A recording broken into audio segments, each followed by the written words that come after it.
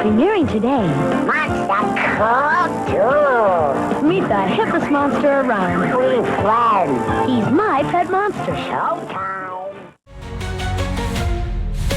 When Alex and Josh hit the screen, retro heroes you've never seen.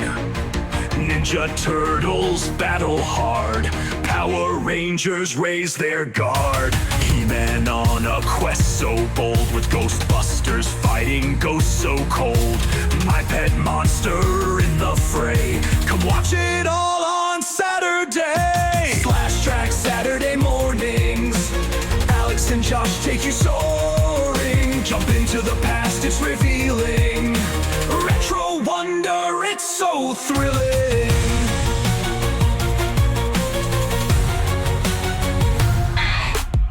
Bionic suits and Thundercats, superpowers and cool gadgets. Join the fun, it's never dull. Monsters, villains, unforgettable. Mysteries solved with every show. Time to see where the stories go. Heroes unite, the countdown's done. Retro legends having fun. Good morning, Slashketeers and Slashaholics, and welcome to the Slash Trax Playhouse.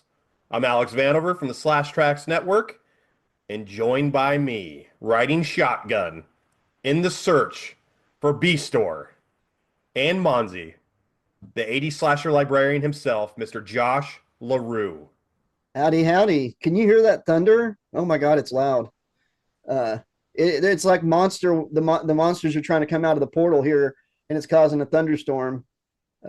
I've already made us late starting. My computer's turned off twice, so we'll try to get through this. I think B-Store's mad because we're talking about Monzi and not him. So He's got some sweet Oakleys on, though. What are like Ray-Bans or whatever the hell he's... Yeah, they protect Monster shades? They protect him from the light. Apparently, any type of light is bad for him. We were talking about off screen before we started recording in the green room of the Slash Trax Network studios. We were talking about why does B-Store want Monster to go back to Monsterland? Does he owe taxes, or does he have a illegitimate family that this guy was hired to like collect Monster and bring him back to? That was my theory, that he's got like he owes child support and stuff for like a little monster somewhere. He broke the cuffs one day in divorce court and just bolted. I'm out of here. Shame, Monzi, shame. He's pretending to have the intellect of like a 5-year-old with Max and Chucky and everybody, but he's actually like a highly intelligent, adult monster with a job, bills, debt, 2.5 kids, a car payment. 2.5, so there's one on the way. Yeah.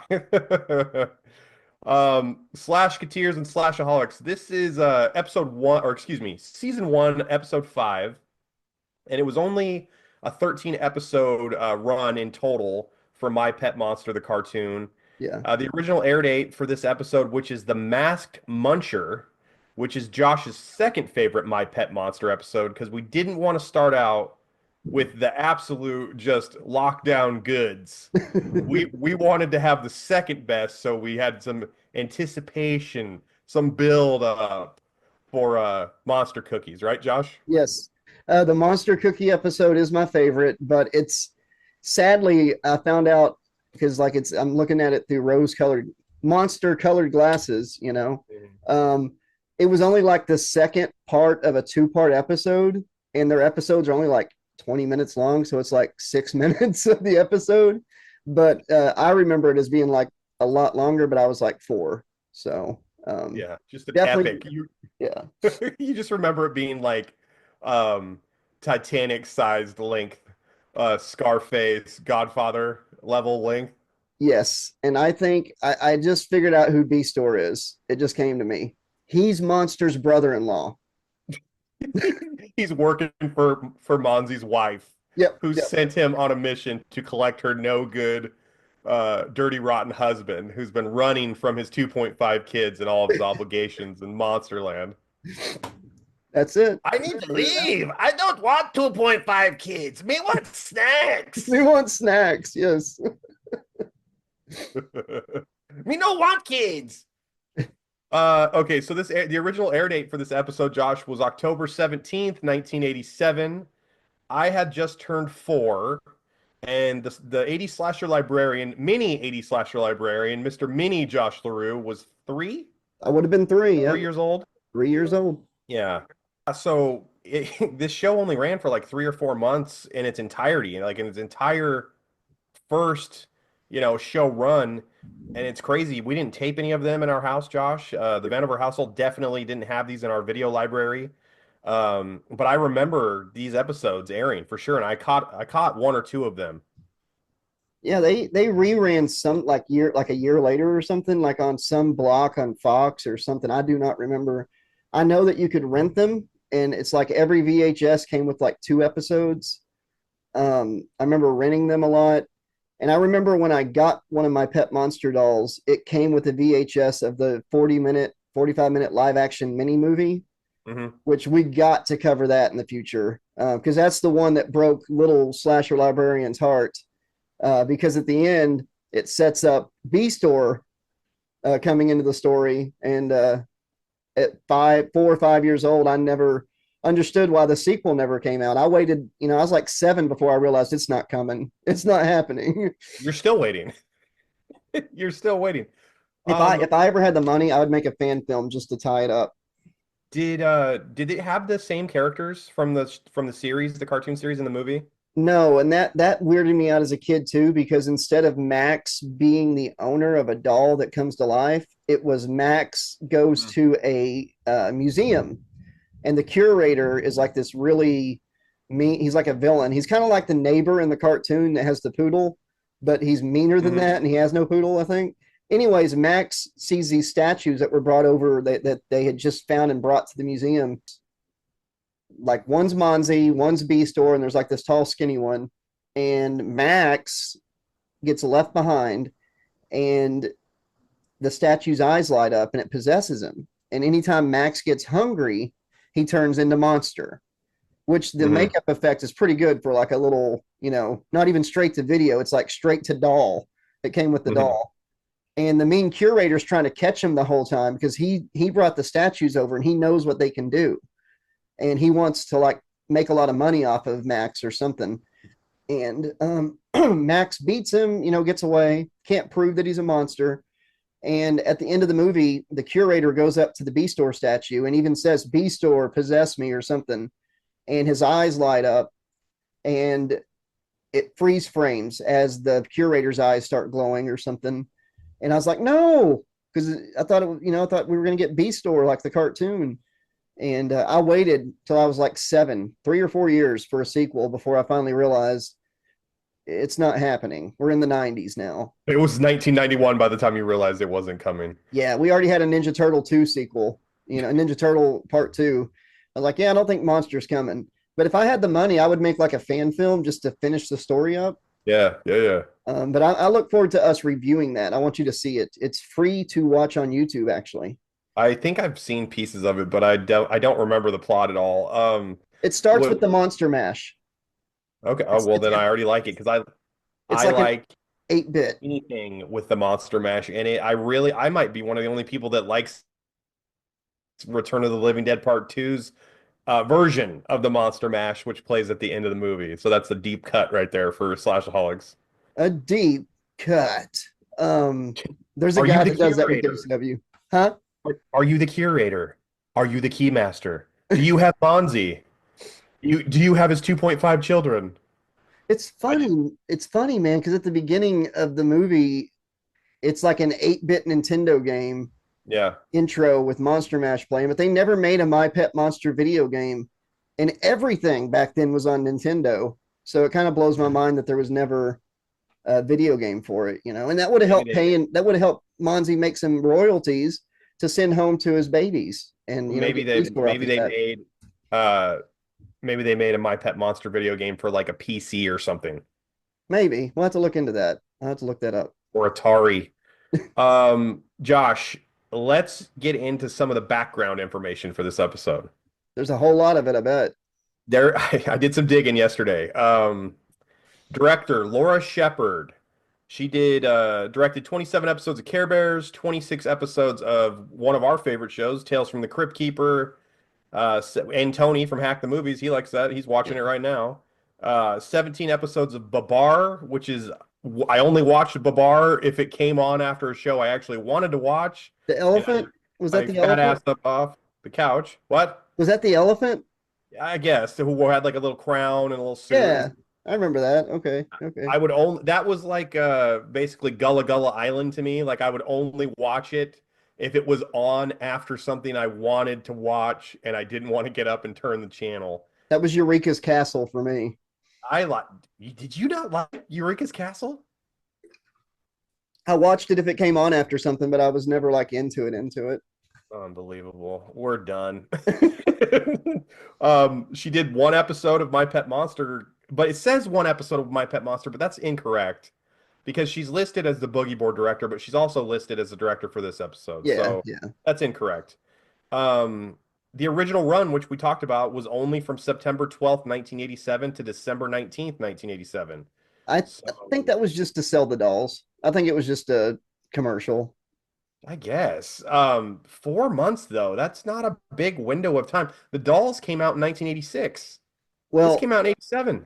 maybe it was a way to revitalize the dolls, get them sold again around Christmas time. Maybe. I think you know what? That's a very good theory because it ended December 19th, 1987, and Christmas is like 6 days away, 5 days away. And Yeah. if you think about it, there was a lot of Hanna-Barbera cartoons that only had like 9 or 10 episodes for their entire run. And sometimes that's just what they did, to get to fulfill an agreement or something like that. But it probably was a way to sell the dolls. But I got to say, before we get into like any more, that logo behind you screams 80s cartoon, the fonts and the slime. Every time I see that, man, it takes me back to the 80s. Like up here, Yeah, I'm 3 again, 4 again, I'm digging it for sure. I probably didn't even know how to read it when we were that age. I was probably like, man, that monster looks cool. I really like those colors. I told you this yesterday, but obviously the Slashaholics weren't in on our private conversations in the Slash Trax studio yesterday. Most of the voice cast from My Pet Monster returned 2 years later to be the cast for Beetlejuice, the cartoon. That's really interesting. I like It's super interesting. I would have never guessed. We're gonna have to do a Beetlejuice episode. I know we got Denver, the Last Dinosaur request and stuff. Did you notice there was like 4 people that heard us say that and was like, yes, do Denver. I'm surprised there's so many Denver heads out there, but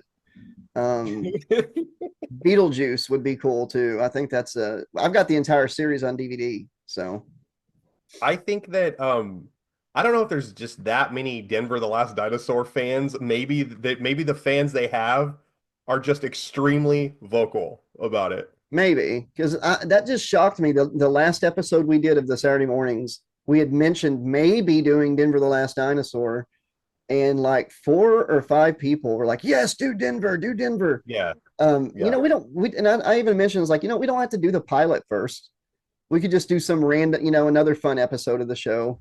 I think it only had 1 season as well, though. Yeah, it was only 1 season. I'll tell you one thing about Denver the Last Dinosaur, and I've mentioned it before. That theme song is top 5 cartoon theme song for me. Yes. It is Gummy Bears level, like DuckTales level. Inspector Gadget level.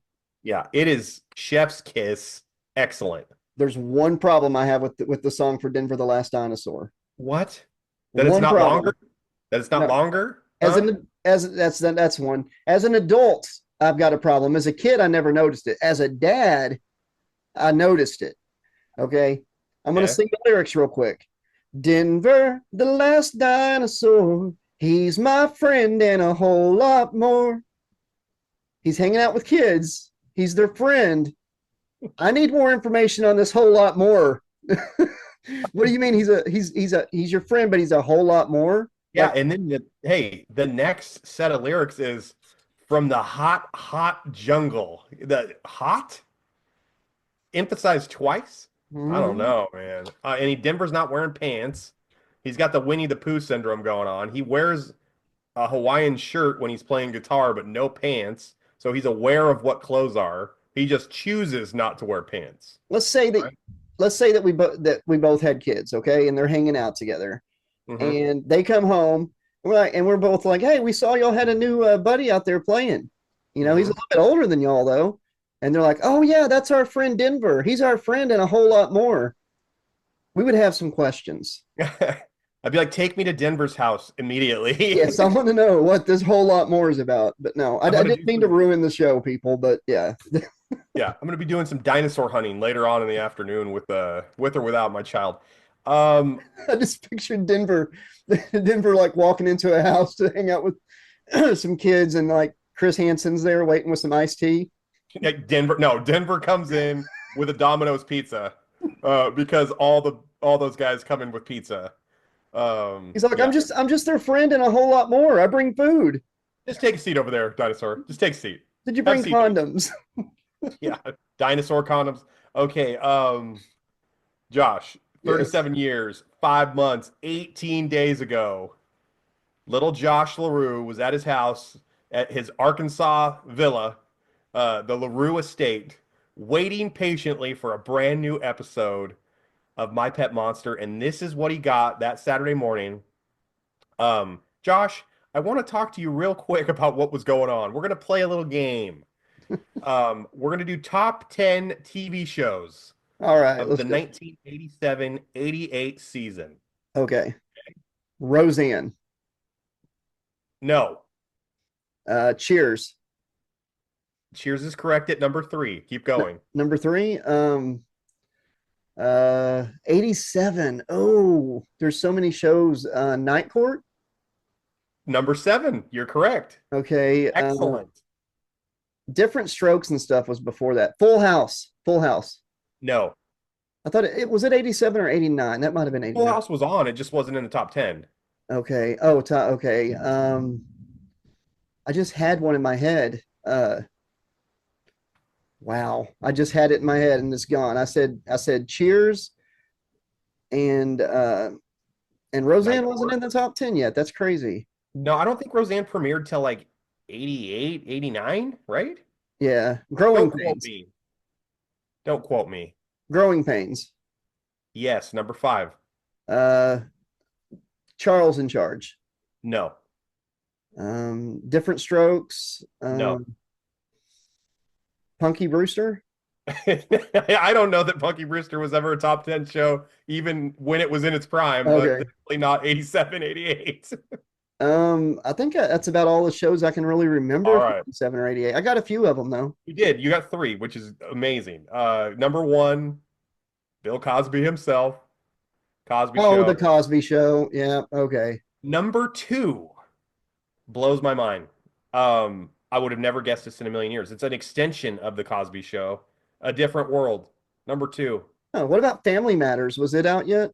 No, no, no. Okay. And if it was, it wasn't. I don't know that Family Matters, was ever a top 10 show. I think it was a product of TGIF, Gotcha. and I don't know. It was kind of like a Boy Meets World thing. Like it was popular to us. Definitely had a niche, but I don't know that it was ever like top 10. What about the Wonder Years? Was it out yet? That's a great, you know what? Excellent. That's number 10. Okay. All And right. it was tied with Alf that year. Oh, see, Alf. I was about to say Alf earlier, but I was like, wait, it was already off the air. But Cheers no. 3, Golden Girls 4, Growing Pains, which you got 5. Who's the Boss? 6. That's what I meant when I said Charles in Charge. Oh my God. Go We'll ahead. give it to you. We'll give it to you. There's 4. That's what I was thinking was who's the boss, but go ahead. Night Court 7, which you got. 60 Minutes, number 8. And I think 60 Minutes is still in the top 10 40 years later. I wasn't news shows. That's my bad. 9, Murder, She Wrote, blows my mind. And 10, Alf and the Wonder Years. Okay. And Josh did pretty well on that. Slashaholics, did you have any guesses on that? What shows were you thinking that should have been in the top 10? Let's go to our very first commercial break, Josh. Let's do it. Yeah. Monsters and messages. Be right back.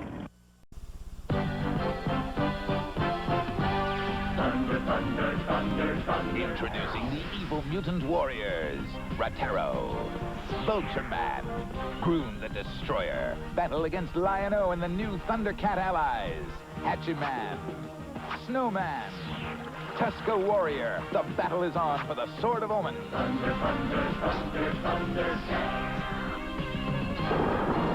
Figures and vehicles each sold separately from LJN.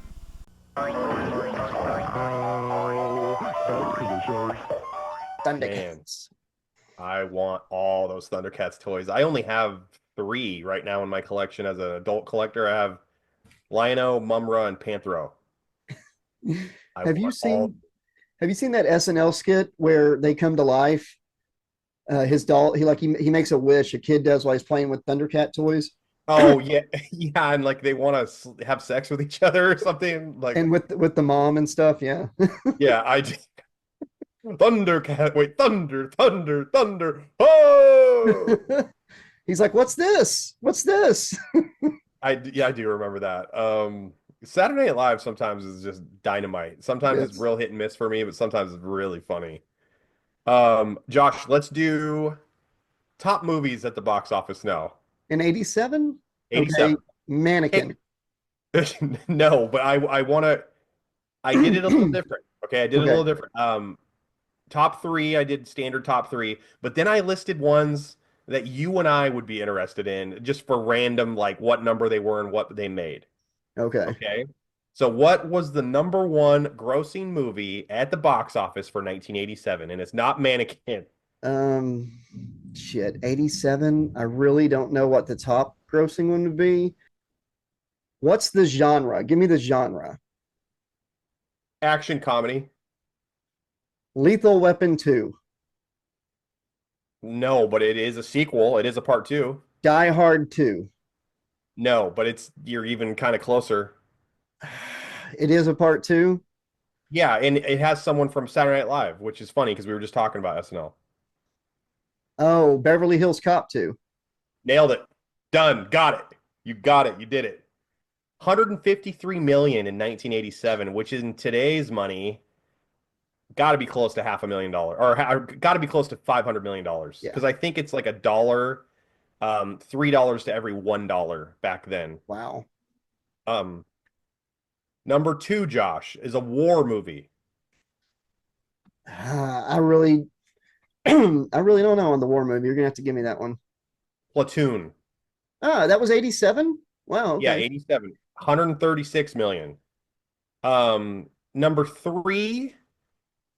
This could be based on Monzi's life when he was in Monster World, and maybe he got involved with a female Monzi, and his wife Monster at home got upset.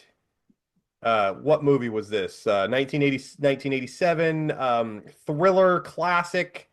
Bunny gets cooked in the oven movie. Go, Josh. Bunny get oh my God, the one Proposition. Oh my gosh. Why can't I say them? He gets the woman pregnant. Or she says she's pregnant. She says she's pregnant.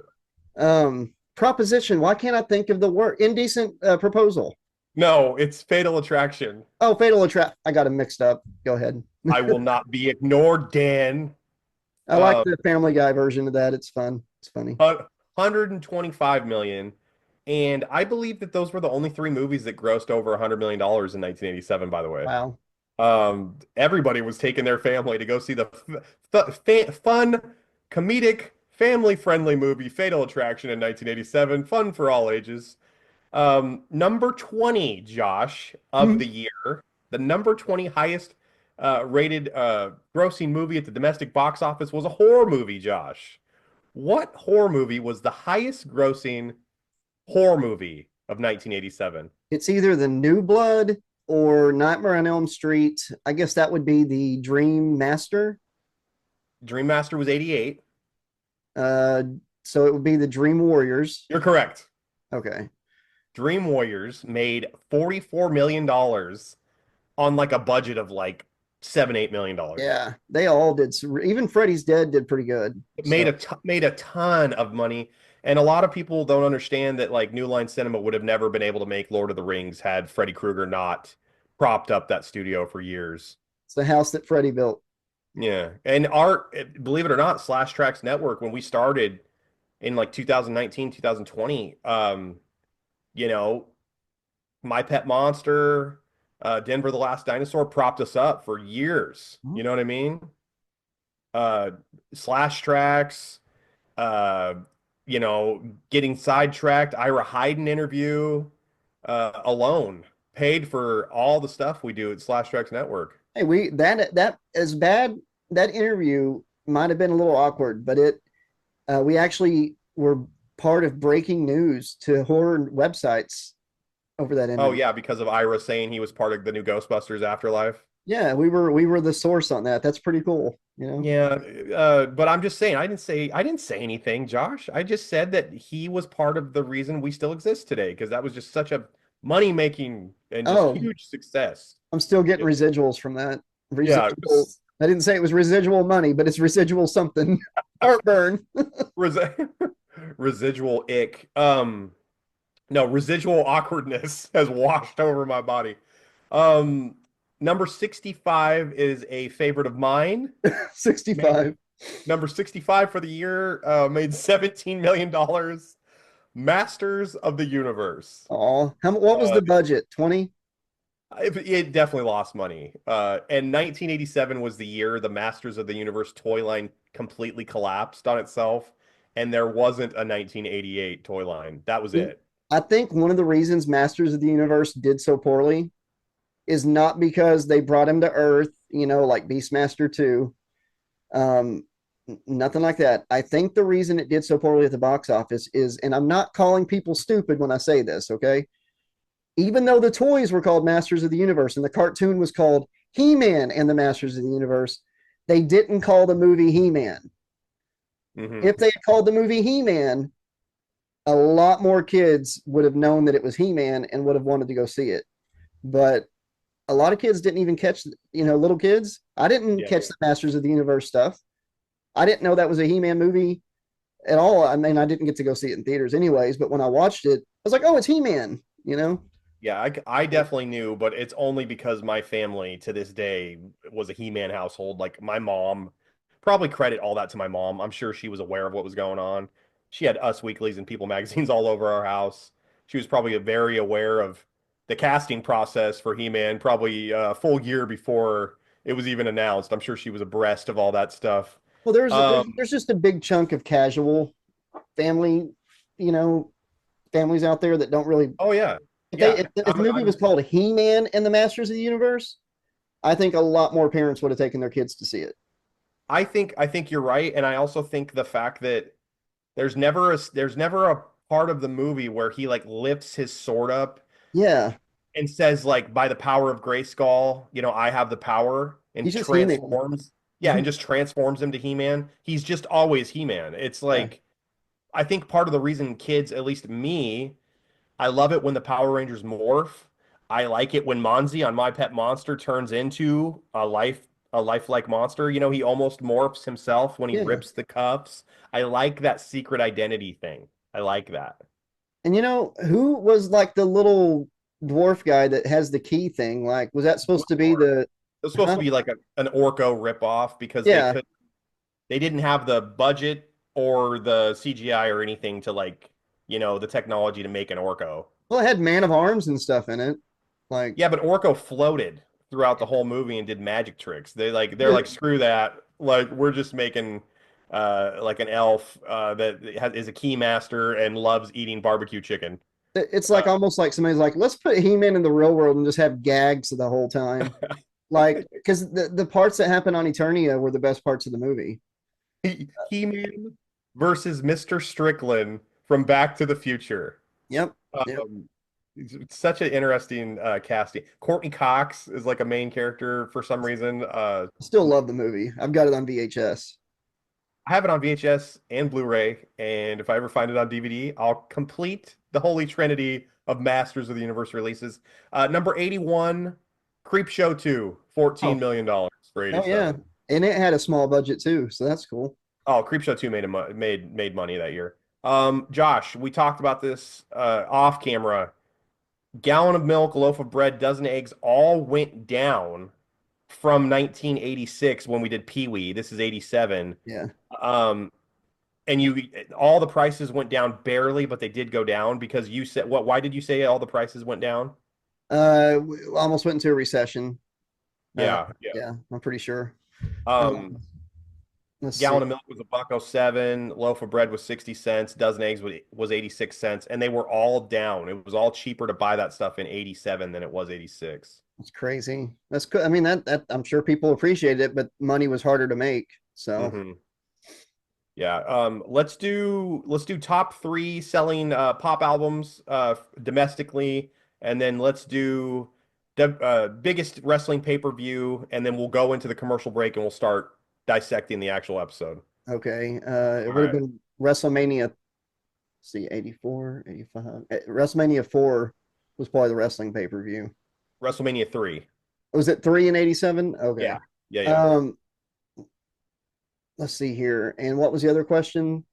Well, let's just WrestleMania 3, 78,000 attendance, pay-per-view revenue of $10.3 million. I thought it was 97,000 in attendance or 93,000. It says 78,000. They lie about it constantly. There's not an actual number. WWF, if WWF is talking about a record and it's coming out of their mouth, they're lying. It's wrestling. It's wrestling numbers. Was Thriller or Bad the one of the top albums that year? That was number one. Thriller? Yeah, no, Bad. Bad. Thriller Okay, I was thought so. 83. Okay. Bad was 45 million albums sold, and that was looked at as a failure for him, by the way, because Thriller sold 100 million copies or something. Yeah. But Bad was Bad sold he didn't win any Grammys that year for Bad. He got nominated for like 11 or 12 and lost every one of them. There's video footage of him at the Grammys that year. He looks pissed. He does not look happy to be there. Michael Jackson. No, that would have sucked. Madonna, was that one of the pop albums? No, I would never have got that, and I don't think you'll get this. If you did, you're a genius. Number 2 was the Dirty Dancing soundtrack. Oh, yeah. Okay. 32 million units sold. And number 3, Josh, was when I think of like hair metal rock from the 80s. 30 million records sold. Who was it, Josh? Hair metal, Twisted Sister. No, but it's kind of similar, but Poison. like even closer, but like harder, like a harder edge. Harder edge. Harder edge than Twisted Sister. Absolutely. Man, Def Leppard. You know what? That's close. Guns N' Roses. Oh, okay. Okay. Yeah, Appetite for Destruction sold 30 million copies. That's incredible. I think it had like Paradise City and like just a bunch of hits on that song, on that album. Huge album. Let's go to a second commercial break, Josh. After the messages, we'll be right back. Capture the dinosaurs. Those rapid sounding dinosaurs. It's the dinosaur hunt. Chef Boyardee. Dinosaurs. Tasty pasta, new from Chef Boyardee. Capture all 3 and you win. Dinosaurs. Back to the show. You know, they don't have Dinosaur Chef Boyardee anymore, but they ended it like 15 years ago, 10 years ago. They have like ABCs and 1, 2, 3s now, which is similar, but the dinosaur had like a cheesy tomato sauce, and it was so good. And the commercials always ended with "find the pterodactyl and you win," or "find the 3 dinosaurs." I never knew, it never mentioned there was a competition. I thought it was just a commercial for a soup, but it's like, find them and you win. You're not hungry anymore. You won. What do I win? A bowl of soup. Like when you're a kid and you would get those suckers at the store, and if you saw the Native American with the bow and arrow, you're supposed to get a free sucker. Shooting the star. Do you remember that? Yeah. Do you remember that? Yes. And you know, that was never a real thing, but convenience stores all over the world gave away suckers all the time, thinking that it was real. They're like, "Oh, little kid, I don't care. I'm making minimum wage. I don't give a crap. Here you go." I bet some of them really believed it though. Like they heard the urban legend too, and thought that it was a real thing. I, I do remember seeing those and being like, wow, that's like my lucky day. I got a free sucker, and I'm don't quote me, but I think I redeemed one for sure. Oh yeah, I did. I did multiple ones. Yeah. I used to love how Dr. Pepper and Pepsi and Coke and stuff would have like look under the cap and instant win. Oh yeah. You know, Oh yeah. like I would be working at my dad's tire shop as a preteen teenager and go in the store, get a Dr. Pepper, and I'd be like trying to look underneath it. So I'd have two of them. Or if I got one out of our vending machine, Yeah. I'd take the cap. I'd be excited because I'd have a cap for a free one later. That was pretty cool. I wish they still did that. Now they do codes. Like go online and put the code in. Download the app first. I hate that crap. Real quick before we start breaking down the episode, they used to do sports caps for Pepsi. Do you remember this? So it was like the NBA finals, Yeah. and they would say like Clippers in 7 or like Milwaukee Bucks in 6. They would have all these terrible teams that they front loaded, like just mass spammed these bottles with. So if you got these teams, there's no way they're going to the finals. You're not winning, a free car or a jet or whatever. Yeah. Well, my friend's cousin got a Chicago Bulls cap when the Bulls were like really good. Wow. And yeah, he did. I saw it. It said Bulls in 4. Okay. This was the year they played the Supersonics in the finals. They won the first 3 games. So it's 3-0. They need to win one more to sweep. They ended up losing the next 2 to the Supersonics. Or he would have won like a car or something. That's He would have won like a car or like $100,000 or something. But I do remember paying attention to that. I do remember having known about it at the time. Just the fact that he even had anything that said Bulls. That was like a Boardwalk or Park Place for McDonald's piece. Yeah. One year Park Place was the hard one to find. And then the next year Boardwalk was Park Place was the hard one to find. The next year it was the easy one to find. But when that second year came around and I got a Park Place like right away, I remember it being the one that was hard to get the year before. I thought I had won. I thought, I was like a shoe-in. I was like, oh yeah, I got it. They flipped it. Real quick, we'll get to the thing. There was like popsicle brand popsicles one time. We're doing this thing where like there was shapes on the stick, like a picture or something. And if you put the sticks together and it formed like one of these pictures, you won one of the prizes. And one of them was like a lot of money. I can't remember how much money, but like I had all but one of them as a little kid, probably like 6 or 7. And I begged my mom to get me like 3-4 boxes of popsicles one time. And I ate those things in like one day. I was in the bathroom for a while. Like I thought I was dying as a little kid. And I didn't win anything. Like I'm sure everybody had those 3, but I was convinced I was going to win that. So you did win. You won a trip to the bathroom for an hour and a half. Yeah. It's like I think I was on a liquid diet or something. Let's start breaking down the episode, Josh. Shall we? Yes. All right.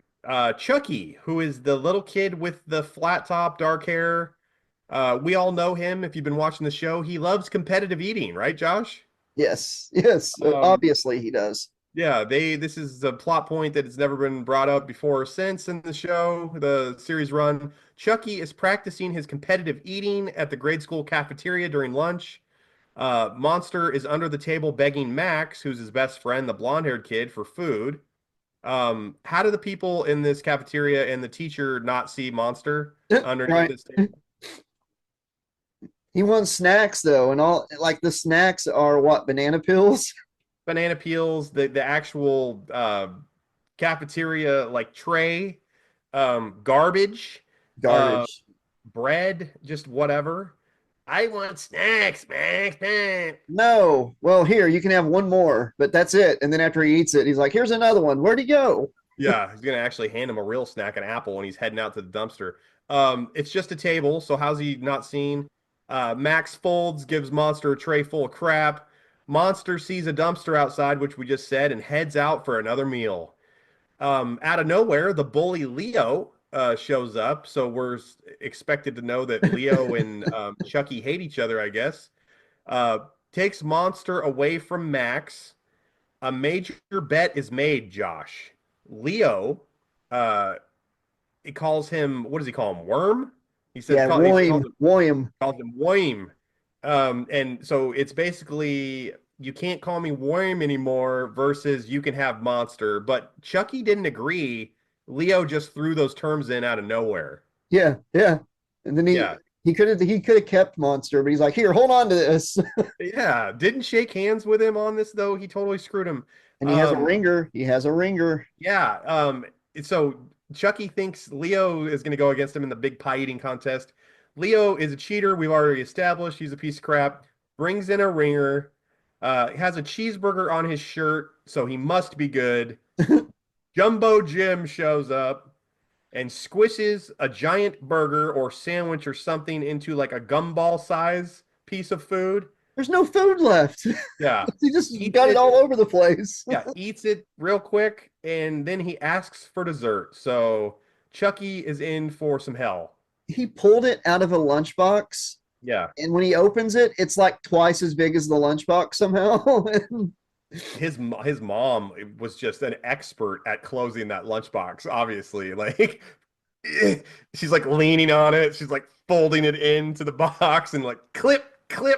There's your giant freaking sandwich, son. Yeah, here's your Jumbo Bill Cosby Jim. side. His name is Jumbo Jim. That wouldn't happen on a kid's cartoon anymore.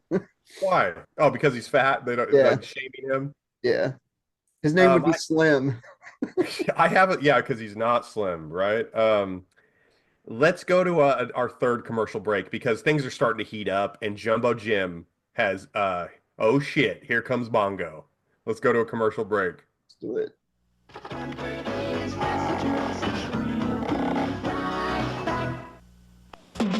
My pet monster. He's bigger than big. When he fights battles, he always wins. And he's your friend, too. He breaks his chains. Put him on you and break away, too. With my pet monster, you're busting loose. He's big. And scary. And helps people, too. And he's your friend, too. My pet monster plays all day. Tough. Awesome. Looking great. And all your friends will want him for their friend, too. My pet monster has breakaway chains from Amtoy and American Greetings Company. Appropriate. I had one of those. I don't remember. I know I said I had one, but I don't know if I had one or my neighbor had one. But it had the cuffs. Yeah. Oh, for sure had the love cuffs. For your pleasure, in case you were in a pinch and you want a little romance with your monster wife. You had the cuffs ready and at your beck and call. Be careful, or Beastor will show up and try to take you back to Monster World. Monster don't want to go home to wife and 2.5 kids. Beastor say, "Go home, sister. Really mad at me." What for dinner? Maybe I come home. Actually, his it's not sister. Beastor need you go home to my sister. Okay, so now we go to Max's sister. Sister. We're in the clubhouse. She's pissed that they bet Monzi. Max decides that Monster is the only one who can actually out-eat Jumbo Jim. Enter the masked Muncher. He's in the house, Josh. He's in the house. It's instead of Hulkster's in the house, it's Munches in the house. And he's got like a superhero wrestling costume on, with no design for the superhero thing, but he's got like a little Robin mask on, and that's the only thing. Forget about the giant mouth with the giant teeth and the little horns. This right here, this little strip of that'll keep people from realizing he's not human. Yeah, it's like Robin, Batman and Robin. Like no one would ever know that's not Dick Grayson. Training time. One last snack before Monzi's diet. It's the biggest damn garbage sandwich of all time. Look good. Monster destroys this heaping pile of crap that actually has stink lines on it. So it's like a hot, dirty old sandwich. He's got dirty diapers. Leo and Jumbo Jim are spying on the gang. Leo is very concerned that they brought in a ringer, Josh, even though he brought in a ringer, Jumbo Jim. Well, yeah, because people expect him to cheat. That's his excuse. Jumbo Jim's like, "You brought in a ringer." He's like, "Yeah, but people expect me to cheat." Why is Jumbo Jim referring to himself in the third person? He's referring to himself as the ringer. Right? That's a good point. Instead of the Rock, it's the ringer. The ringer says, But no, how did they not see Monster change from being a doll if they were spying? I don't I don't know. Plot armor. I have no They're idea. like they're like that guy can really put away food. Look at he just put away like a 10-foot long sandwich, and it's like that would even if you're 12 years old, 10 years old, that's a dead giveaway that that's not a human being. Yeah, and he ate the table too. He also ate the table. It's training time again. Monster doesn't actually know he's the wager in the pie eating contest though, so No. that's kind of like a little plot point secret. Chucky blocks a burger joint from Monster when he's on his run, I guess, and Monster starts rowing around town on a rowing machine that is not designed to actually row. But Monster is so driven and determined to win this contest for his friends, he has turned the rowing machine into an actual boat he can row through cement. Yep. Yep. Apparently. And the pie van is enough to get him to follow. Yeah. That probably gets him motivated too, because he still wants his snacks. So Yeah. So Max has to stop him this time. They stop him from eating the pie van, or I guess. yeah, Monzy wakes up starving because it's nighttime now, and he sneaks into the house. There's an alarm on the fridge though, and he can't turn it off, so he decides to eat the alarm. Josh.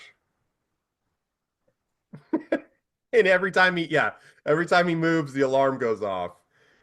Worst case of heartburn ever. Um, so now he's ringing. He's kind of upset. So he's like, I don't know what to do. So he goes to the living room. He sees a bowl of fruit.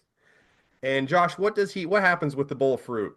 it's the fake stuff. I thought it was like the plastic fruit at first, but I think it's like glass, which I'm sure kids nowadays probably don't know about that. But back in the 80s, everybody, at least your grandparents, had a bowl of fake fruit somewhere in their house, like plastic or glass.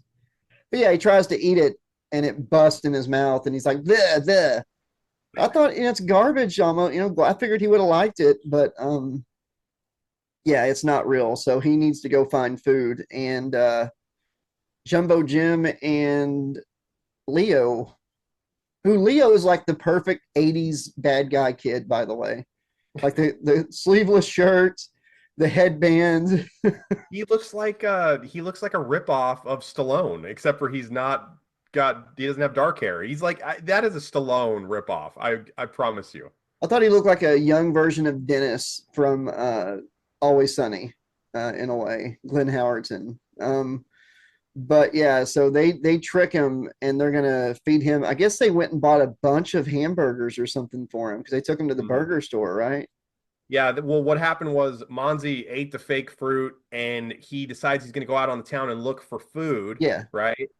And he pulls a Shawshank Redemption. He puts a garbage can in his bed. Yes. So the kids find the garbage can in where Monster's supposed to be sleeping. And Monster's on the town, but out of nowhere, Leo and Jumbo Jim find him roaming around town, and they lead him to a burger restaurant. And they proceed to buy him 200 hamburgers, 200 burgers. Where'd Leo get the money? I was going to say, I've never seen anyone more committed to winning a bet in my entire life. He's willing to spend, let's just say a burger was $3 back then. He spent $600 in an effort to win the local pie eating contest against Chucky. The kids pie eating contest, small children's pie eating contest that's annually. Maybe Jumbo Jim walked in and said, I'm the hamburger inspector. See, it's on my shirt. I'm the guy. See, yeah. And he wants to feed Monster the doll of Monster to his dog, which reminds me of Dick Dastardly's dog. What was his name? Muttley. Muttley. Yeah. He even goes, the dog. Monster after these burgers is super fat now. Leo paid for all these burgers to win this bet. Leo starts to strut around like a peacock, starts running his damn mouth like a wrestling heel. Monster is told, though, finally the beans have been spilled, that if he loses the contest, Leo's going to own him. Yep. And he won't be able to stay with his best friend Max. So Monster is rejuvenated. and we go for round 3 of training with the Mask Muncher. And we need to go to another commercial break, Josh. This is number 4. Let's do it. Go to another one. After these messages, we'll be right back. Yama yama. We've got the fruit taste. We've got the fruit and new fruit island cereal. Fruit Island has real apple bits on every island and real cherry, orange, and lemon taste to please King Yama Yama. Oh, how does it taste, oh mighty king? Yama yama. Fruit Island's brand cereal is part of this complete breakfast. New fruit island cereal. Yama yama. You can see it too.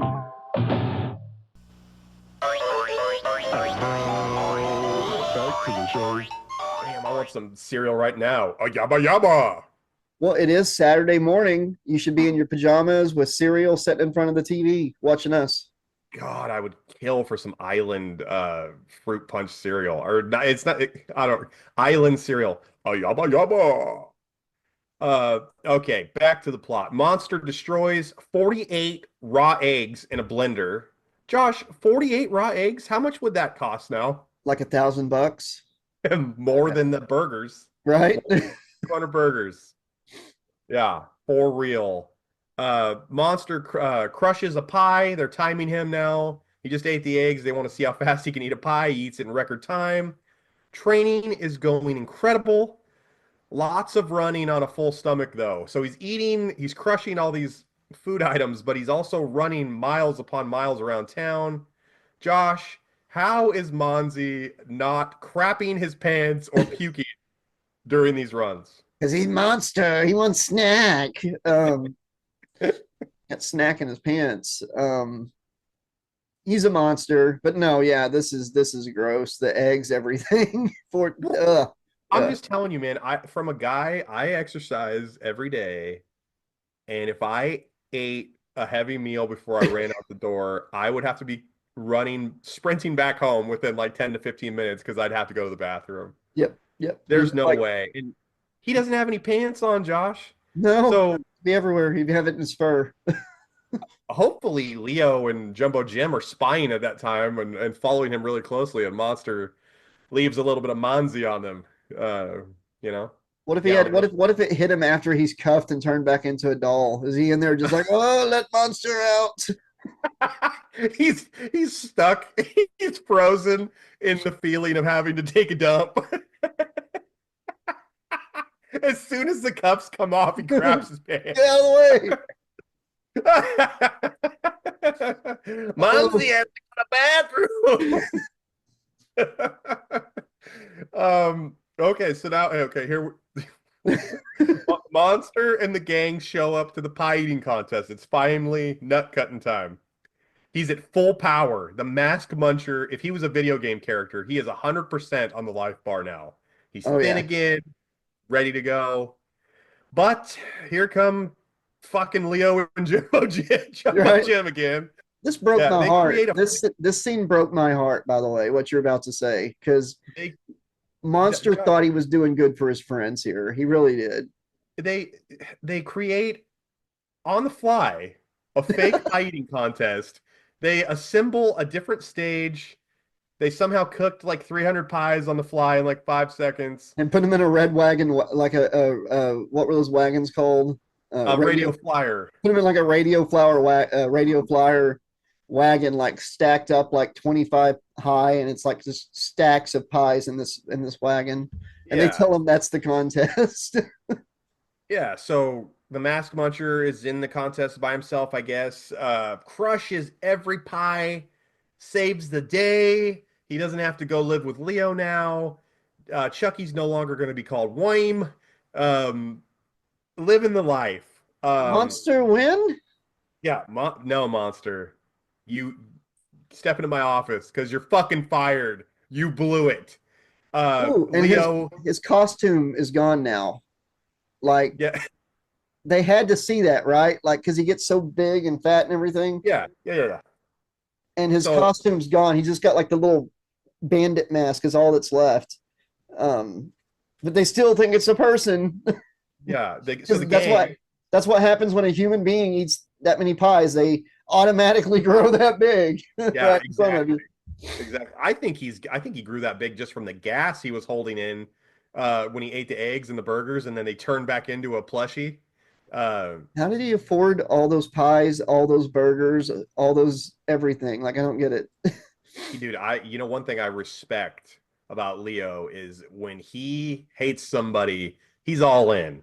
He will spare no expense. His dog to wait. wants to tear that doll up, man. He loves his dog. He I loves admire Leo's follow through on a plan. Yeah. Nothing will deter him. The gang sees Monster. Monster's stoked. He thinks he won. And they have to inform him that, like, no, Leo screwed you over. He tricked you again. Third There's time. no way Monster can compete. Chucky steps up and enters the contest himself. Leo tries to stop Chucky, but Chucky bitch slaps Leo. He slaps him. He does slap him. He does. Marches straight to the stage while Leo's covered in pies. While they're on the stage, Josh, it's Chucky, Jumbo Jim, and a tiny underdog named Myron. I love Myron. Yeah, so there's three kids now, I guess. So there was only going to be 3 people in this major contest, right? The whole time, I guess. Child endangerment, by the way, making them stuff their faces and stuff. Where's the parents at? Yeah, this is a bad idea. What's the 80s? It's okay. It's the 80s. Chucky is cruising super close in this contest. Him and Jumbo Jim are neck and neck. They're literally each down to their last piece of pie. But Josh, what happens? Because it looks like whoever takes the next bite's going to win. Myron wins. And it's funny because when it first started, they're like taking the pie and like, rah, rah, and it's gone. But like Myron's just eating with a fork. You know, so, but yeah, Myron. Yeah, got it stuff. Myron wins. This little tiny thing has like finished off more pies than they could get to. Wins. So the third option happened. They didn't win. They didn't lose. They came in second. Yeah. So Myron, when they announced Myron the winner, he asks for seconds. So Myron wants seconds. Nobody won the bet. Kissing your sister. Chucky is still lame. Monster stays with the gang though. But we got a plot twist here. Jumbo breaks up with Leo. Josh. Yes, because that little Myron reminds me of Minkus from Boy Meets World. I just thought of that.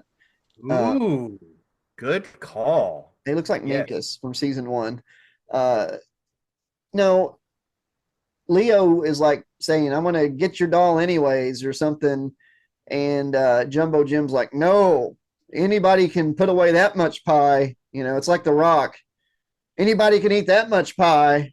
La la la la la la la la. Poondang pie. No, anybody can put that away that much pie. Eat that much is good in my book. Oh yeah. So Jumbo Jim's part of the gang now, and Leo's like, "I want to take him anyways." And what does Monster say when he takes his little mask off? I don't know what he said. He just says he says something, but I was confused, and you had to explain this to me. He takes his mask off for a second. Yeah, and Leo sees that he's a monster. But I had to rewind it because I was like, was he a plushie and then he turned into a monster? No, he took the mask off, and that's what scared Leo away. Yeah, because Leo couldn't tell he was a monster until he took off the little Robin mask for a second, and then Leo takes off running at cartoon speed, like monster. Yeah, and, that's stupid. And Monster chases him. Apparently, he starts running off, real big, chasing him. So. Well, they do the oh my goodness, like the old Western thing. Like the kids are like, "Who was that masked muncher?" And they say some stuff like that. And Monzi waddles away into the sunset after Leo. Yep. And that is the end of this episode of My Pet Monster. And we need to hit another commercial break. And then Josh and I are going to tell all the Slashketeers and Slashholics what we really think of this episode. Let's do it. Hey,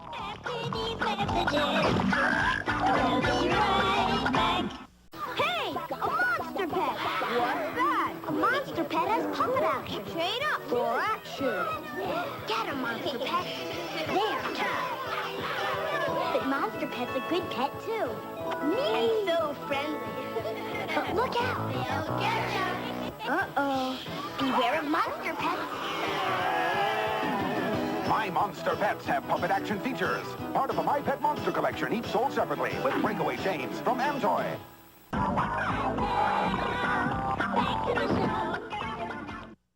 I never knew those dolls existed. The My Monster Pets, like it's like that commercial is like dogs that look like. I didn't know that was a thing. Did you know that was a thing back then? I didn't know it was a thing. I definitely know it's a thing now after seeing it on our show. What an original idea. Let's just take My Pet Monster and flip the words around and make our own whatever with it. It's made by the same company, so maybe they thought that was their way of like just rejuvenating it or something, like, ooh, My Pet Monster, My Monster Pet. Genius. The basically printing money at that point. /Trax2020@gmail.com/Kateers. If you have any shows or episodes of a show you'd like us to cover and talk about and deep dive in the future, write us at /Trax2020@gmail.com. Josh, hit the Slashaholics with the other important and pertinent information. If you would like to donate to the channel or become a patron of the channel, you can do so at our Patreon or actually it's down there. Emails up there. Patreon, Cameo. You can also donate through PayPal or Cash App. All the information's on the screen, pinned comment, and description. Do it today. Do it. And don't forget to subscribe. Click the like button, drop a comment, and be sure to subscribe to the main channel as well. All the information will be on the end screen. So there you go. Yeah. Why would you torture yourself? There's so many amazing episodes of things we've done for the last 5 years. Just don't even think about it. Turn your brain off. Go have fun on the main channel. When you're done deep diving everything we've done and every book that's been read on that channel, come back and watch everything we've done here again. That's an order. Yep. Williams. Williams, you Williams. Yeah, Leo and Jumbo Jim have spoken. Josh, did you like this episode? Oh, yes. Yes, I'm a sucker for these things, man. Yes, I enjoyed every second of it. It was fun. Yeah, I enjoyed watching it. Like I said, it reminded me of being like 3 to 4 years old. I see it just like you see the logo behind me, and I can remember where I was living. I can remember what my mom and dad were doing. I remember what toys I had in my toy box. I remember all those really great memories that I'll hopefully never forget. So definitely like. Yes, that logo reminds me and takes me back as much as like Family Home Entertainment or what was whenever you remember the Ninja Turtle videotapes? Yeah, the FHE. Yeah, FHE. That whole the F and all that the letters coming on the screen. Mm-hmm. That's just like that logo. It takes me back every time. Yeah, loved it. Had a lot of fun watching it again. It was fun to revisit it.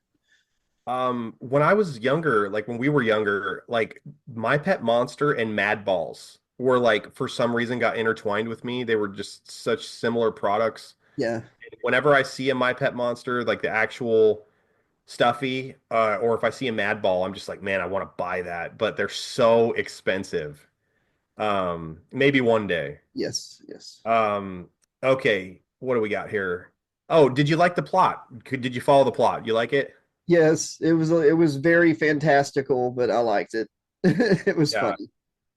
I like the plot too. It was easy to follow. I wasn't sure why, like I have this wrote down.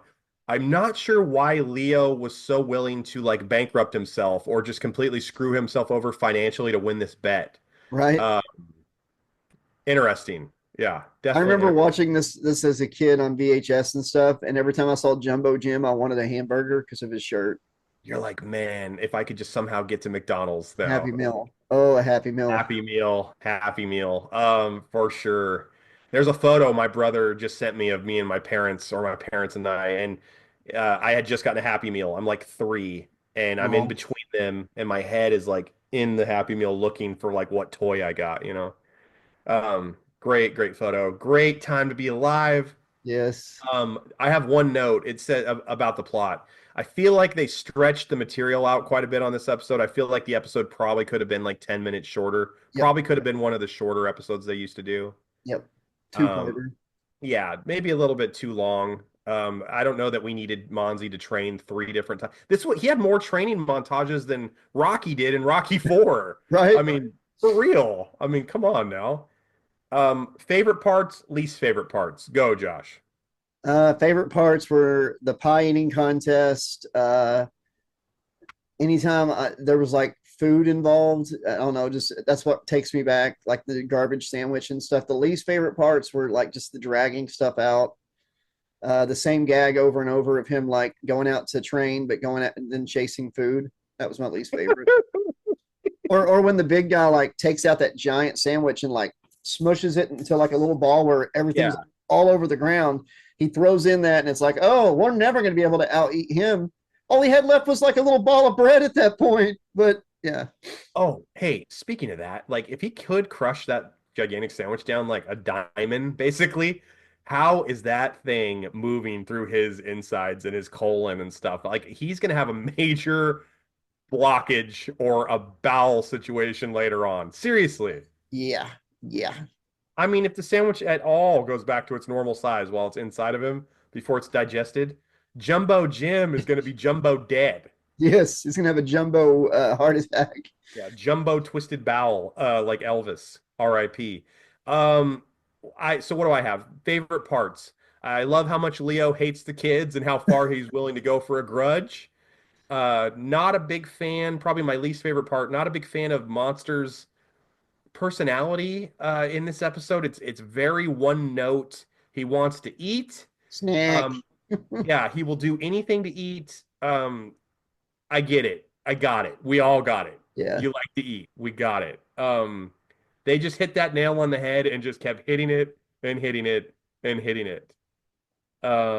Josh, it's that time, man. Well, what'd you like? Oh, I said no. I like Leo. I like Leo. Oh, that's right. That's right. I like that he's willing to do anything to win this bet. Okay. I really admire him, and it's with the kids. I like the friendship they have. I like that. I really like that. I like their clubhouse. I like the design of it. I like that they have a secret from the adults and they have to like not let anybody in on this like really special thing, because it's like, you know, back when we were kids, or anything I watched that I liked was like, it was almost like the adults were like enemies or something. Like you couldn't let the adults in on this really important thing because they'll ruin it. Yeah, gotcha. I like that. What do you rate the episode, Josh?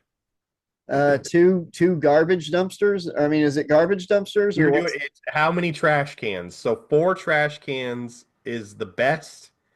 1 would be the worst, or anything lower than 1.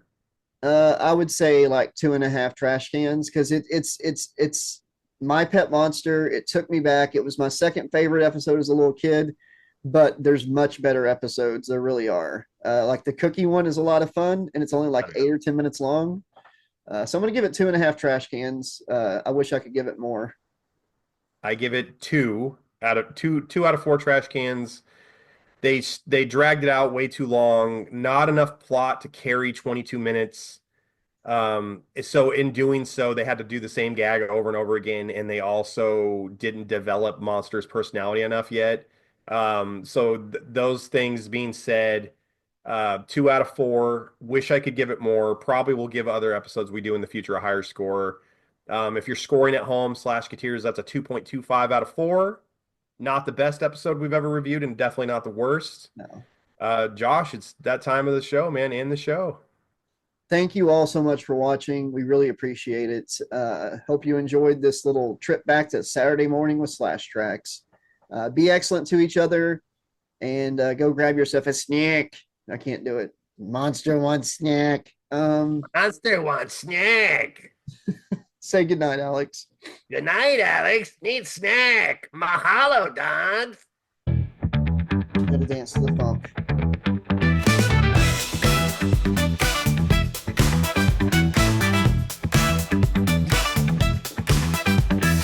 Wake up, it's Saturday, the vibe's just right. Oh yeah, Alex and Josh take us back to the light. He-Man and those Ghostbusters, what a sight. DuckTales and Mario will dive in tight. Slash Track Saturday, let's groove today. Cartoon classics make our worries fly away.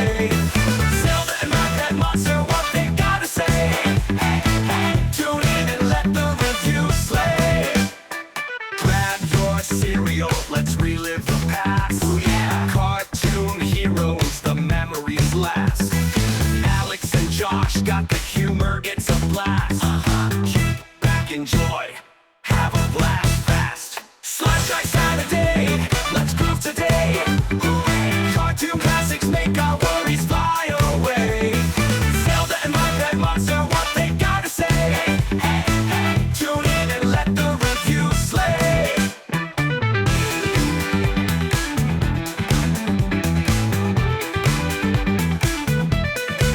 They break it down, oh so fine. Talking about cartoons, gonna blow your mind. From the 80s to 90s, takes us on a ride. Saturday morning style.